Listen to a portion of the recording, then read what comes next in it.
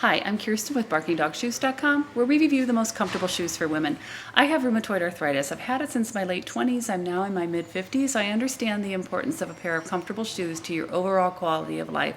Today I have these awesome joggers, trainers, sneakers, whatever you want to call them. They're called the Gola Eclipse Mode. Aren't these just super fun with all the layers of detail here?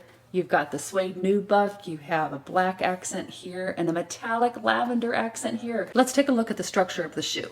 The toe box here, it does not look necessarily wide or clown-like, right? But when you put them on, you really don't have a lot of irritation on the sides of your toes, on the bunion area, or whatever you have on the side of your toes, or across the top here if you have sensitive tops of your toes or hammer toes.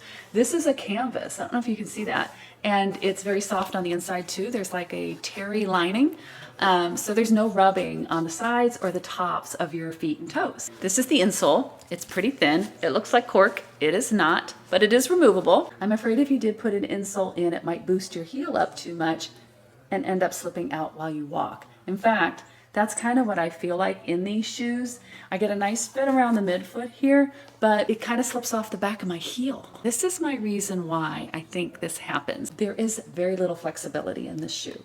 This is a very, very thick outsole. It said it's made of something called Phylon, and I believe that's just a thicker EVA. So when you're walking, although you don't have a lot of flexibility here, which is good if you have hallux rigidus or hallux limitus, you want to protect the metatarsals, but then the thickness of the sole while you're walking doesn't necessarily rock, so you have a bit of lift with your heel here. Does this bother me a whole lot? No.